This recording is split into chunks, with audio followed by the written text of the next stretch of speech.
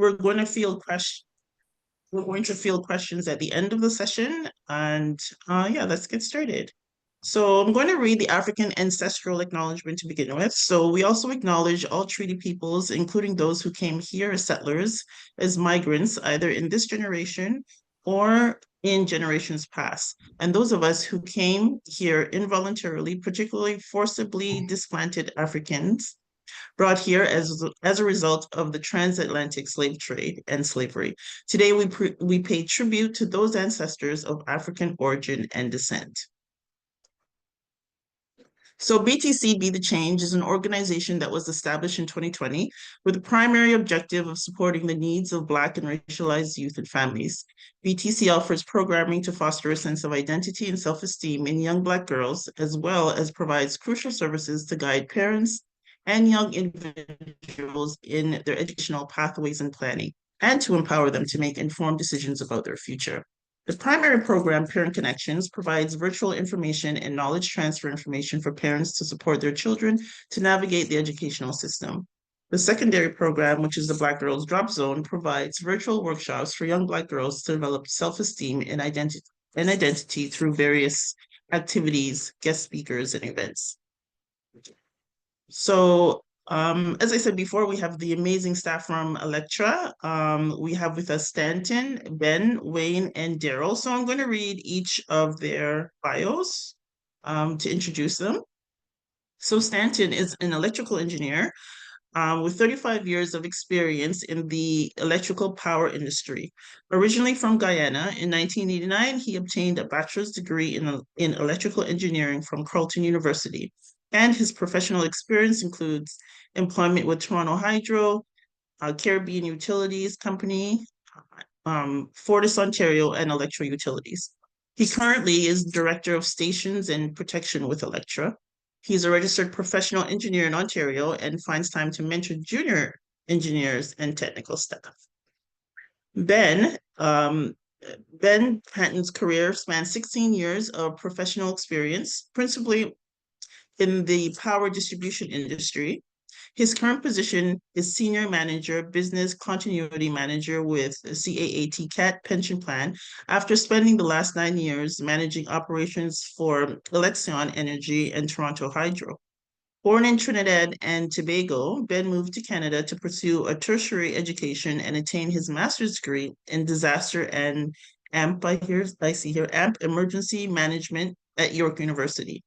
A few years later, he discovered a second passion for control room operations and completed an electrical engineering technologist diploma at Centennial College. He is a registered certified technician in Ontario. Wayne has 30 years of experience in the electrical industry. A native of Jamaica, in 1995, he graduated from the Electronics Engineering Technologist 3-year program at Seneca College. He went on to attain his 309A electrical license in 2003. In 2006, Wayne started working at EnerSource Hydro Mississauga, which later became Electra, as a meter technician. In 2008, he transferred to the substation department because this position better suited his skill sets and interests. He went on to obtain his substation electrician certification. Wayne has been with Electro Utilities for 19 years now and has a senior and as a senior member of the team, he enjoys coaching and mentoring junior staff. And then last but not least, Daryl. Daryl has been a power line technician for over 30 years. A native of Trinidad, he worked for 20 years at Toronto Hydro, followed by 3 years at Milton Hydro, and he is a line supervisor in the trouble department at Electro Utilities.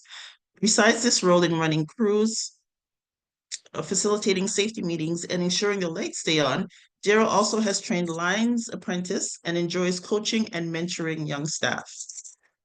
Again, thank you, gentlemen, for joining us this evening. And we're going to start off with Stanton. Good evening, and really happy to be here with everyone virtually. So what we want to do tonight, well, first of all, I should clarify that not all of the speakers are from Electra. Ben actually used to be with Alexicon, which is another company in the power industry, and he recently moved to another role. But all of us, all four of us, have spent a lot of time in the power industry. So what we wanted to do tonight is basically provide information about employment opportunities in the electricity sector, and with focus on the trades and apprenticeships in the trades.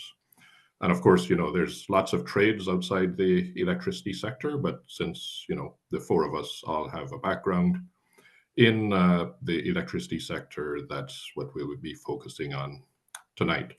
So we'll be providing information about the various types of jobs that are available, give some background about how to get into those apprenticeship programs.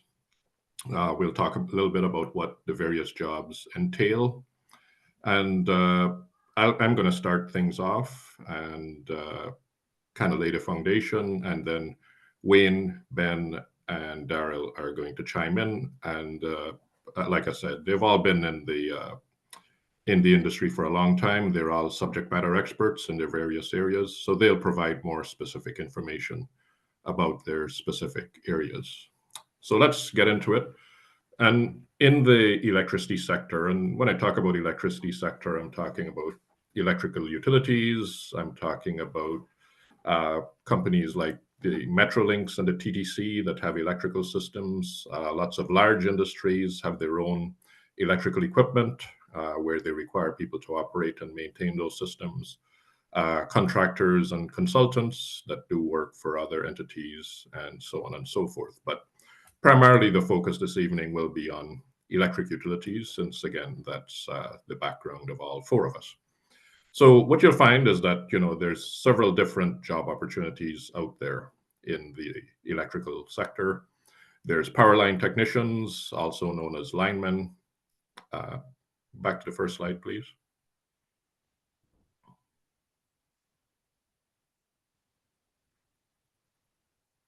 Thanks. Yeah, there's power line technician, and these are typically the people you see out and about driving the big bucket trucks and working aloft. There's substation technicians like Wayne, who's on the call with us tonight. And, he'll be talking about it a bit more later on.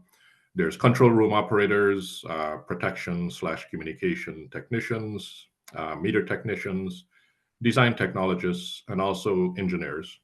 And although engineers are not a trades or an apprenticeship, I did want to mention it since I do have an engineering background.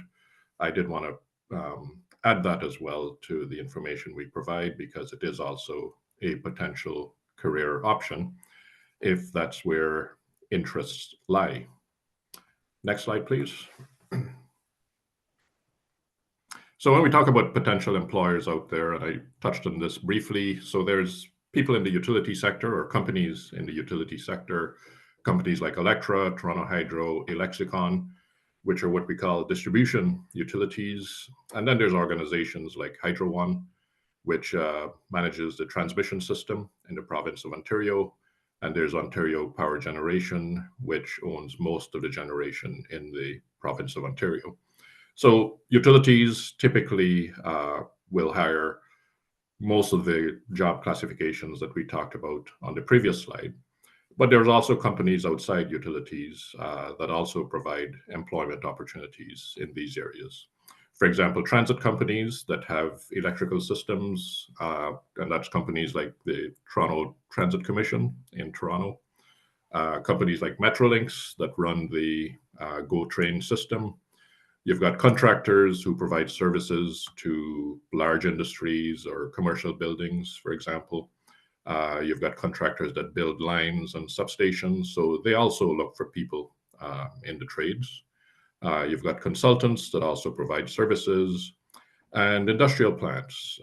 Typically, you'll find that large industrial facilities would have large electrical equipment on site, which needs to be operated and maintained. And they also would hire qualified people from the electrical trades to work in those plants. So, when you're looking at these types of employment opportunities, because I have a utility background, so certainly I would highly recommend working in a utility. They provide very stable employment opportunities. But that's not to exclude other entities and companies out there that also hire people from the trades. Next slide, please. Okay, why consider the electricity sector for a potential career? So first of all, like I said, careers are pretty stable. And I'm speaking generally because, things do vary from company to company, but in general, it's a pretty stable career. You can have a very long-term career in the industry. I think if you've heard from the bios, Wayne, Daryl, and myself, we've been in the industry a long time. Ben also, although he's a bit younger than us old geezers, he also has been in the industry for a while. So, it's a very good career in terms of the stability that it provides. Pay and benefits is pretty good also. You're not going to get rich from working in one of these areas. You're not going to drive a Lamborghini, but you'll make a pretty decent living. But one of the benefits as well of the electricity sector is that there's a growing demand for electricity. I think, as we all know, we're moving away from a carbon-based economy. So there is going to be more electrical demand on the electrical grids going forward. In future, people will be putting in more things like heat pumps in their homes, so transitioning away from natural gas for heating and moving to electricity. We're seeing more electric vehicles coming onto the grid as well. So, there's a general shift in society, moving more to electricity as an energy source as we look for more cleaner sources of energy. And that growing demand for electricity means that utilities primarily have to invest in their grids. They have to expand their grids, their power lines, their substations, their generation plants. And what that means also is that it's good news for people that are looking for jobs in those sectors because it creates more employment opportunities. What's also happening is that we're seeing an increase in demand for renewable energy sources, again, as we move away from traditional fossil fuel type energy sources. We're seeing more renewables coming onto the grid, like wind farms, solar energy, etc. And again, that increase in renewable energy sources also creates employment opportunities. And what we're also seeing, particularly in the utility industry, is a wave of retirements. There's people who joined the industry 35, 30 years ago, even 40 years ago, that now are retiring or are about to retire over the next couple of years. So as people retire, that also creates employment opportunities. So lots of reasons why the electricity sector is a really good industry to consider when you're thinking about employment pathways. So typical requirements for someone that wants to get into the industry.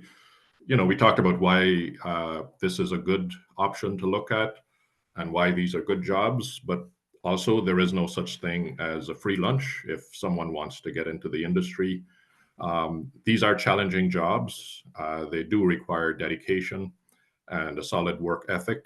It requires focus as well, because in the electricity sector, there's very high emphasis placed on doing a job well.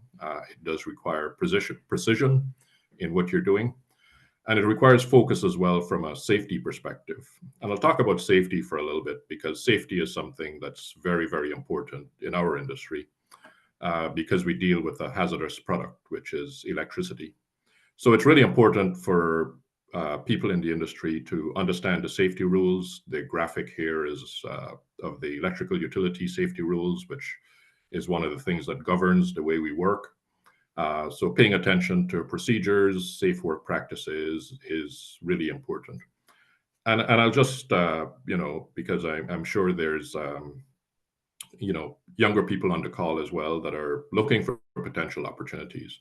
My advice to you is whatever type of job you're getting into, make sure you know what the safety rules are.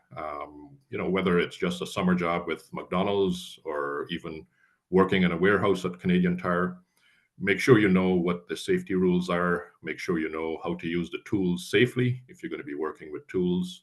Because at the end of the day, it's good to be making some money, but you also want to go home with all your fingers and all your toes and the rest of your body intact. So safety is really important no matter what job you're going to be in. So take the time to understand what it takes, what it needs, or what you need to do to keep yourself and your coworkers safe. Which brings me to teamwork. That's also something that's really important in our industry. Typically, you would be working as a team in the various jobs that I mentioned earlier. So teamwork is really important. Being able to work as part of it as a team, collaborate with your team members as well as people from other disciplines, and from a safety perspective as well, really looking out for each other. Adaptability to changing tools and technology is really important. We see computers, for example, coming into play in most of these fields that we've talked about. So it's really important to be adaptable to changing tools and technologies. Typically, getting into the trades, it still is possible to get into the trades with a high school diploma. But if you have a post-secondary education, if you go to college for a 2 or 3 year electrical technology diploma, it definitely gives you a leg up on the competition, because the flip side of opportunities being created is that we get lots of applicants that are looking for jobs as well. So if you've got some post-secondary education, you go to college for that 2 year technician certificate in electrical technology or a 3 year program, it really helps to give you a leg up on the competition. And I just want to mention engineering as well. Again, it's not an official trade, but if you want to consider an engineering pathway, it does require a 4 year university degree. And finally, one piece of advice I would offer as well, and we talked about the fact that these are stable careers. The pay and the benefits are pretty good, but when you're looking for a career pathway, make sure you choose something that interests you and something that excites you. It's really important to, of course, to make money, because at the end of the day, you have to pay for food and clothing and housing and all that. But you really want to do something that you enjoy, because you will be in your career for a long time. So it's really important to choose something that genuinely interests you. And you may not necessarily be interested in an electrical career. You might be interested in business or law or finance, and that's quite okay. But choose something that sparks your interest. Choose something that makes you want to go to work in the morning, because you'll be spending a lot of time going to work. All right. So now we're going to get into specific descriptions of the specific jobs that I talked about earlier. I'm just going to pause here, see if Ben, Wayne, or Daryl wanted to add anything to what I've just said. Yeah, the only thing I might add is it's okay to not know when you're trying to crack into get a career going and stuff. I think sometimes we emphasize about finding that thing that you love and the thing that you want to do, and it's not a 30-year journey. It's completely okay to change your mind, but to Stanton's point, do something you love. Don't do something because you think there's a lot of money behind it or your parents want you to do it. And it's okay to change your mind 5 years down the road. All the skills are transferable. Yeah, great point, Ben. Yeah, that's really important as well, is that to recognize that, over the course of 30 years, your interests can change. And sometimes you want to take on a different career pathway. And as Ben said, that's quite okay too. All right. So let's get into. If I could, sorry, go ahead. Go ahead, Daryl. If I could add that 2 year post college education will be a big help, because we remember, folks, when we engage into a 4 year apprenticeship, it's 4 years of your time going to school. And as we talked about, you make sure you like what you want to do for the rest of your life, or until you're lucky to retire at that job. I know with our apprenticeship at Electra for PLTs, we look at those colleges' degrees, see that you attended, because if you've gone through that and you've scored high marks, then you know what the 4 year apprenticeship is going to be all about. The issue we were having before is taking, like Stanton talked about, taking individuals that wanted to get into the apprentice program. They started, after 2 years, they're saying this is not for me, and then they end up dropping out. You waste your personal time and the company's time. So take a look at those college programs that they offer for PLTs. It's a great starting point to let you know if that's what you want to do for your career. Thank you. Yeah, great point. Thank you, Daryl. Okay, so let's talk about the specific types of jobs that are available in the electricity sector. So the first one we'll talk about is protection and communication technicians. So these are people that typically work on protection systems like relays. They also work on communication equipment such as remote terminal units, programmable logic controllers, as well as working on fiber optic systems, wireless communication systems, radio systems, and so on. So this job is actually an interesting mix between hands-on work, but also there's a big computer element that's involved in these types of jobs because of the fact that you're working with sophisticated protection systems and communication systems that basically are, modern protection and communication systems are very microprocessor based. These are basically, like mini computers with a lot of computing power. So the jobs are very computer based in terms of being able to program and work with those devices. For example, in the top photograph, that gentleman is working on a switchgear unit, but he's actually working on the controls for that unit. And the bottom photograph basically shows a lineup in a typical substation with the protection and relaying equipment. And, in the old days, this type of equipment would take up, pretty much an entire building. Whereas today, you could see it's just being contained in a couple of panels that are about 10 feet wide. So again, it's very computer-based these days. So this type of role, if you enjoy working with computers, you enjoy doing programming and logic and things like that, then this is a pretty good career pathway. Next slide, please. Meter technicians, like the name says, these are people in utilities that work on metering systems. And for utilities, metering systems are really important because meters track what people consume, whether it's electricity or water or gas. And that's how the company bills the customer for the product that they have consumed. So meter technicians, they work on meters, they install and remove meters on houses, but also on commercial buildings, industrial facilities. But they also work on the wiring systems for those metering systems, which are much more complex for industrial and commercial facilities.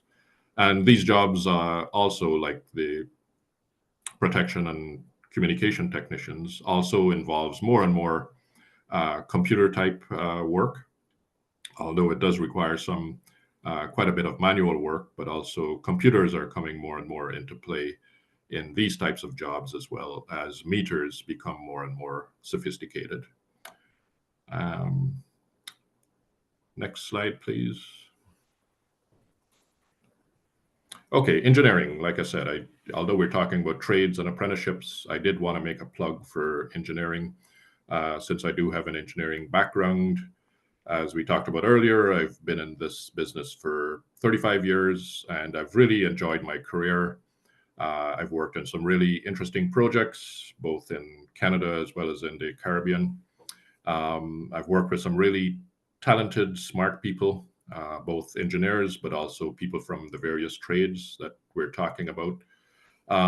So it's been a lot of fun. I've really enjoyed my career. So really, if this is something that interests you, if you like sciences, math, physics, and you like designing systems, then this is a pathway that you could consider.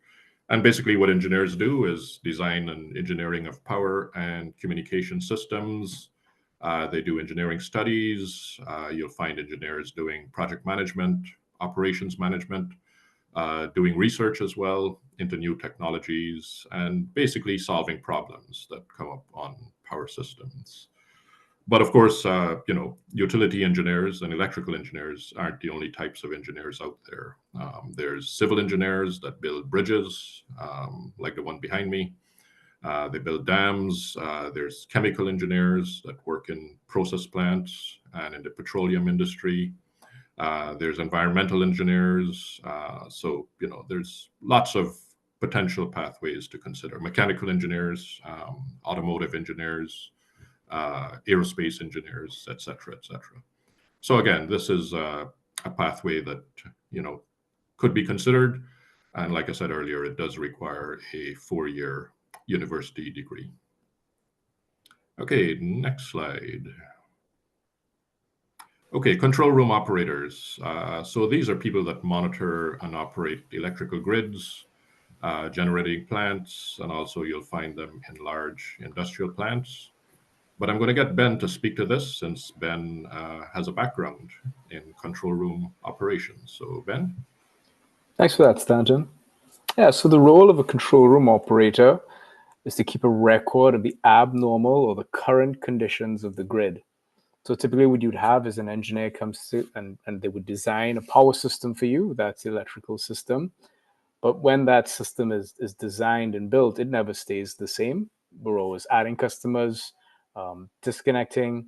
There might be unplanned events such as a motor vehicle accident that takes out a pole. And so the role of a control room operator is to ensure that they always know what that power system state is in. And so then we provide a service to those workers who work on the power system so that they can get the lights back on or add customers on and so forth. What's really rewarding about control room operations today is that because we have this massive generational shift in the workforce, it's easier to get into this line of business. In years past, you would have to work many years out in the field, like what Daryl did, or what Wayne would do. And towards the end of your career, you might find yourself working into a control room job.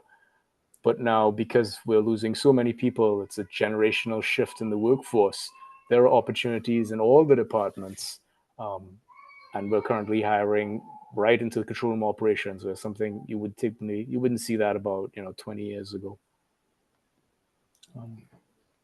Yeah. Ben, you want to speak a little bit about the nature of the job on a day-to-day basis? So for example, in the picture here, you see the big monitors on the desk, as well as the big wall monitors. So maybe just talk a little bit about the nature of the job and what it entails day to day. Yeah, absolutely. So it's primarily what you might describe as an office job, whereas we're keeping the record of the grid on computer systems, right? And so what you're seeing in the photograph describes large wall monitors, so operators can quickly zoom into an area that needs attention. So not all control rooms, some are 24/7, others might just run Monday to Friday. But you're basically at a desk, you are receiving calls from workers or crews wishing to work on the power system, and then you provide a service to them so that they might safely work onto the grid. You're also checking their permissions to access the grid. We call them clearances. And then we would permit that worker to go onto the grid or not. A lot of it is reporting. So if you like capturing information about what happened on the grid, taking a timestamp, and then looking at the cumulative output of that, this is definitely something that you'd be interested in. I might also say this is something where you like to see big picture stuff.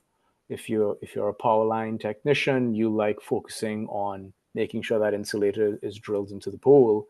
A system operator is looking at the collection of 100 poles and all the spans of conductor that connect those poles together.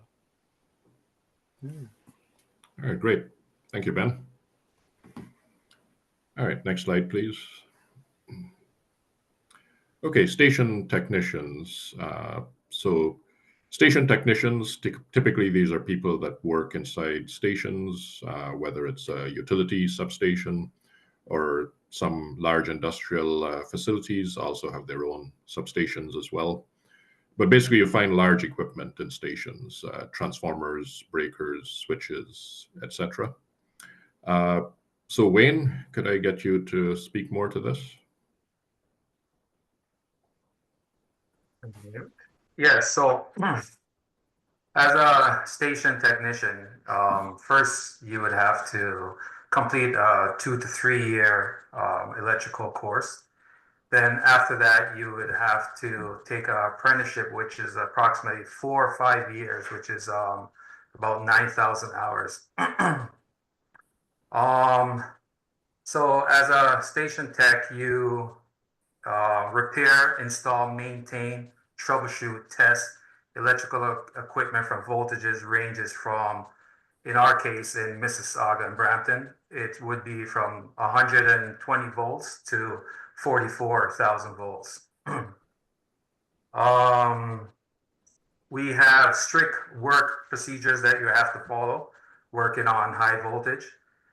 We have PPE, something that's called PPE, which is your personal protective equipment, i.e. gloves, clothing. We wear arc flash clothing to protect us from any potential hazards. And we also have high voltage test equipment.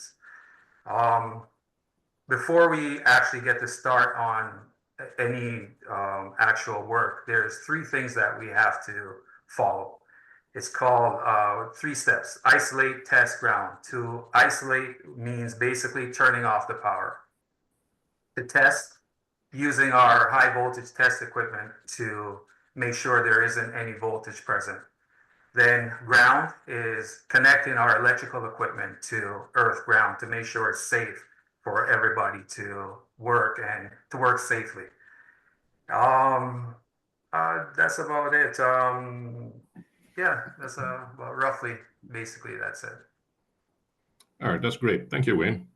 And I should mention as well that, you know, when you do the 2 or 3 year program at one of the colleges in electrical technology, or that's related to one of the trades, you also get the opportunity to do co-ops.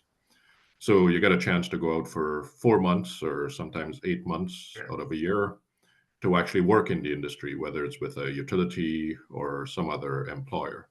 And it's a really great way to gain experience, like hands-on experience, on-the-job experience, which, you know, it's an opportunity as well for the employer to assess the co-op student to see, you know, is this someone that we would want to hire on a permanent basis?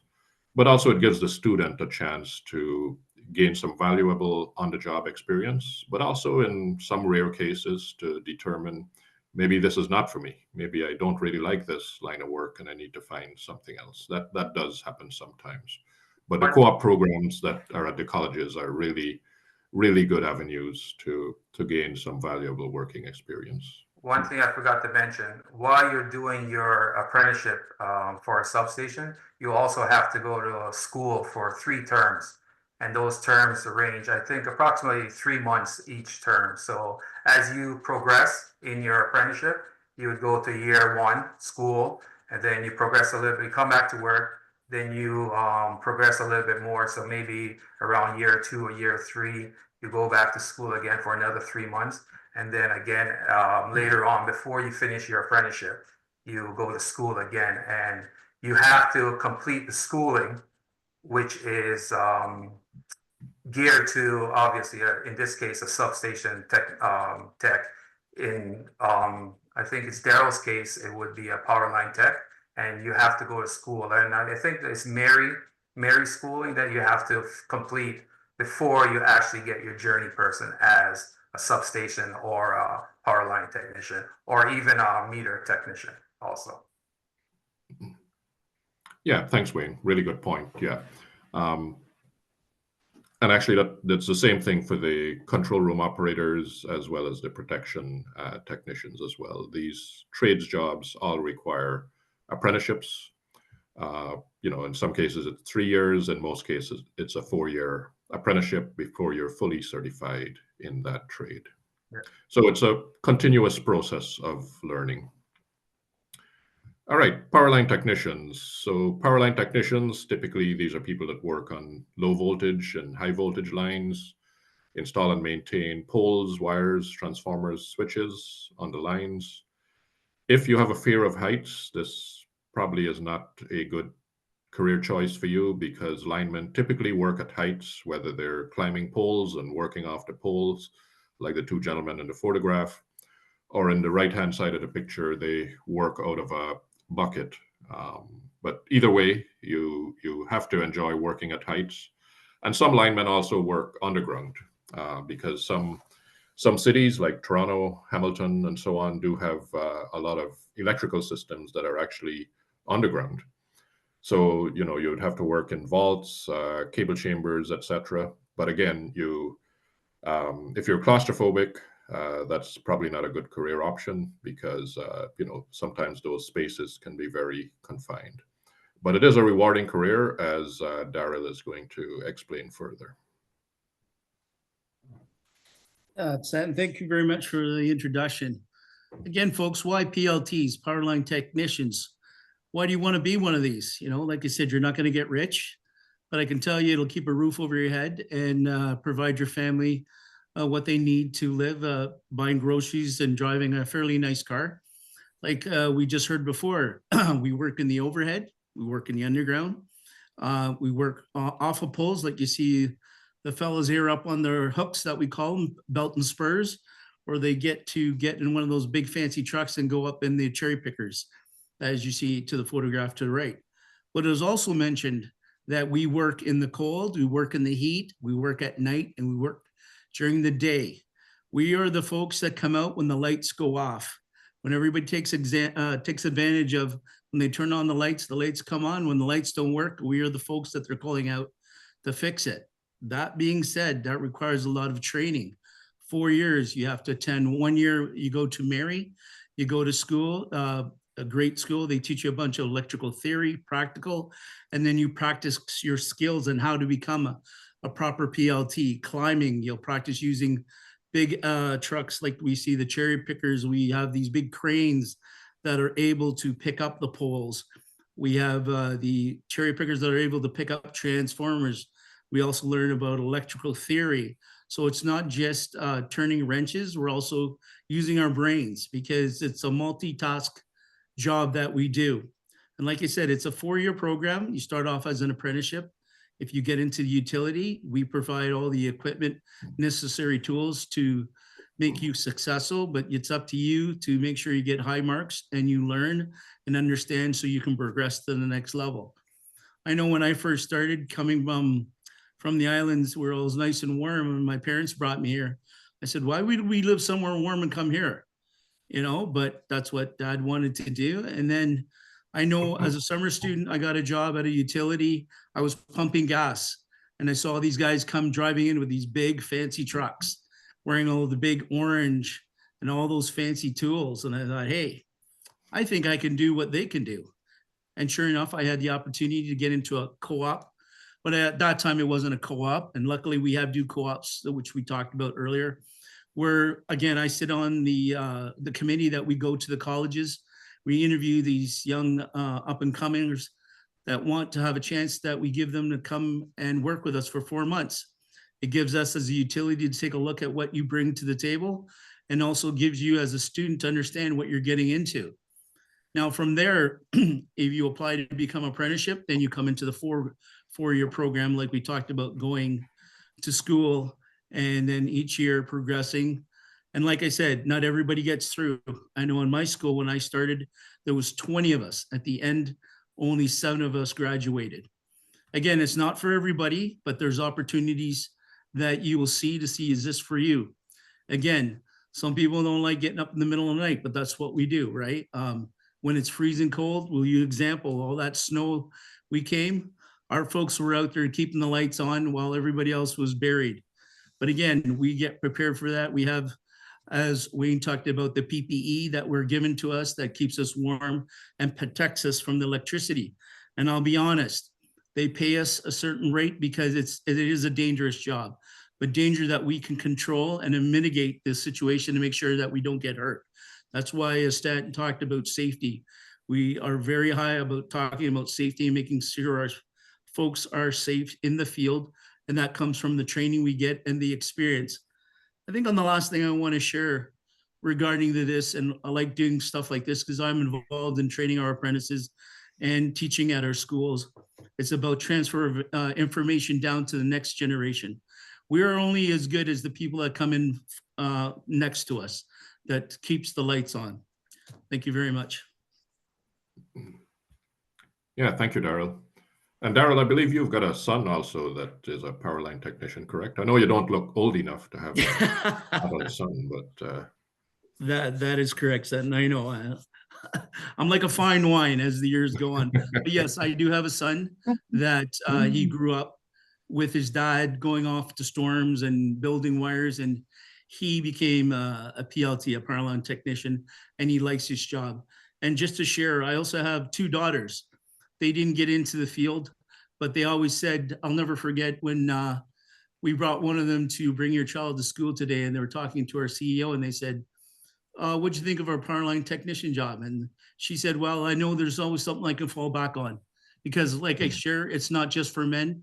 We also have ladies in the trades. And the one thing I will share, I am fortunate to work with a female supervisor in charge of crews that work in the response department. So again, folks, it's also for the ladies out there, right? Nowadays, it's not, we work harder, but smarter also. yeah, that's great. Thanks, Daryl. So yeah, I mean, what we've provided you here, and I know we've thrown a lot of information at the audience here, but really just wanted to give you some information about potential career opportunities within the electricity sector. We've talked about some of the different jobs that are out there. And as we've talked about, repeatedly, a lot of it depends on what you like and what you like to do and what interests you.